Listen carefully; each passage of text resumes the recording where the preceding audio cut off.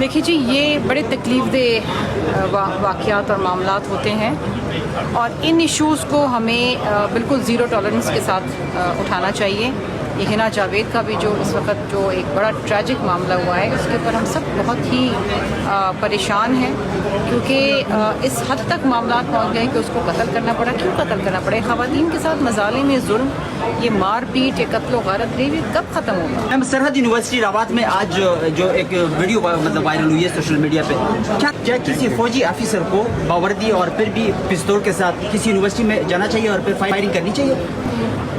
دیکھیے جی، یہ بڑے تکلیف دہ واقعات اور معاملات ہوتے ہیں اور ان ایشوز کو ہمیں بالکل زیرو ٹالرنس کے ساتھ اٹھانا چاہیے۔ یہ ہنا جاوید کا بھی جو اس وقت جو ایک بڑا ٹریجک معاملہ ہوا ہے، اس کے اوپر ہم سب بہت ہی پریشان ہیں، کیونکہ اس حد تک معاملات پہنچ گئے کہ اس کو قتل کرنا پڑا۔ کیوں قتل کرنا پڑے؟ خواتین کے ساتھ مظالم، یہ ظلم، یہ مار پیٹ، یہ قتل و غارت ریپ، یہ کب ختم ہوگا؟ جب تک ہم اس کے اوپر زیرو ٹالرنس نہیں اڈاپٹ کریں گے۔ کیا کسی فوجی آفیسر کو باوردی اور پھر بھی پستول کے ساتھ کسی یونیورسٹی میں جانا چاہیے اور پھر فائرنگ کرنی چاہیے؟ دیکھیے جی، وہ جو پورا کیس ہے، وہ پورا کیس بہت ہی مختلف نوعیت کا ہے۔ اپیرنٹلی ان کی جو اہلیہ تھیں، ان کے ساتھ کوئی بدتمیزی ہوئی ہے، اور ظاہری بات ہے میں اس کیس کو ڈیٹیل میں تو نہیں جانتی، لیکن مجھے اتنا ضرور پتہ ہے کہ اگر آپ کی گھر کی عورت کو کوئی بدتمیزی کرے گا یا کوئی اس کو غلط نگاہ سے دیکھے گا تو مرد ڈیفینیٹلی اشتعال میں آئے گا، لیکن ان چیزوں کو نہیں ہونا چاہیے۔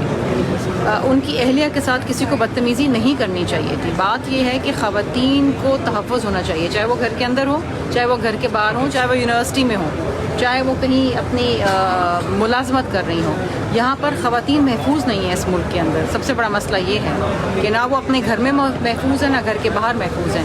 ہمیں بات اس پہ کرنی چاہیے اور ہمیں اس کے اوپر زیرو ٹالرنس اختیار کرنا چاہیے۔ طلبہ نے تو HOD کا ساتھ دیا ہے، پھر خاتون کا ساتھ کیوں نہیں دیا؟ مطلب خاص کر طلبات نے۔ نہیں دیکھیے جی، میں تو اگر اس خاتون کے ساتھ بدتمیزی ہوئی ہے، طلبات ساتھ نہیں دیکھیے، میں جو جہاں تک میں نے دیکھا ہے اور میں نے جو پڑھا ہے، جو نیوز میں آیا ہے، اگر اس خاتون کے ساتھ بدتمیزی ہوئی ہے تو میں تو اس خاتون کے ساتھ ہوں۔ چلا کے دیکھ لیں اسمبلی ہمارے بغیر۔ بلاول بھٹو صاحب نے جو الٹی گنتی کا کہا تھا، کہاں تک پہنچی گئی؟ یہ اسی کا تسلسل ہے، کیونکہ آپ دیکھیں کہ اگر ہم نہیں بیٹھیں گے تو نہ یہ اپنا بزنس لا سکتے ہیں، نہ یہ اپنی لیجسلیشن پوری کر سکتے ہیں، کیونکہ ان کے ممبران تو غیر حاضر ہوتے ہیں۔ میڈم 2.5 سال سے کورم ہم پورا کر رہے ہیں۔ میڈم یہ بتائیں کہ صوبوں کے معاملات پہ مولانا فضل الرحمان کے ساتھ بھی پیپلز پارٹی؟ دیکھیے ابھی تک اس سلسلے میں کوئی بات نہیں ہوئی۔ میڈم آپ کے ساتھ کا اتحادی مولانا فضل الرحمان صاحب کافی ایکٹیو ہیں، اپوزیشن کو اکٹھا کر رہے ہیں، کیا جلد بازی کے بھی چانس ہے کہ فیوچر میں ان کے ساتھ ہیں؟ دیکھیے اپوزیشن کو تو اکٹھا ہونا چاہیے اور اپوزیشن کو ہاؤس میں بیٹھ کے ایجنڈے میں کنٹریبیوٹ کرنا چاہیے، حکومت کو اکاؤنٹیبل بنانا چاہیے، جو وہ نہیں کرتے ہیں۔ اور جہاں تک ہمارا تعلق ہے، مولانا صاحب سے ہمارے بہت اچھے تعلقات ہیں اور ہمیشہ رہیں گے۔ ہم ان کے ساتھ اپوزیشن میں بیٹھیں نہ بیٹھیں یہ الگ بات ہے۔ نون کا بھی یہی موقف ہے کہ ہمارے کافی اچھے تعلقات ہیں مولانا کے ساتھ، وہ عزت سیاستدان ہیں اور ہمیں کوئی خطرہ نہیں ہے، اگر پارٹی بھی یہی سمجھتی ہے تو پھر مولانا صاحب ہیں کس سائڈ پہ؟ دیکھیے جی، مولانا صاحب ایک بہت پائے کے سیاستدان ہیں، ایز اے ویٹرن، ان کی سب عزت کرتے ہیں، ان کی رہنمائی بھی لیتے ہیں اور اہم معاملات میں ان سے مشاورت بھی کرتے ہیں۔ اچھی بات ہے کہ اگر وہ اپوزیشن کو متحد کرے۔ یہ تو چیئرمین بلاول بھٹو زرداری صاحب بھی کہتے ہیں کہ اپوزیشن اپنا کردار ادا کریں، اپوزیشن قائمہ کمیٹیوں میں واپس آئیں، اپنا کام کرے، حکومت کو کم از کم اکاؤنٹیبل تو کریں۔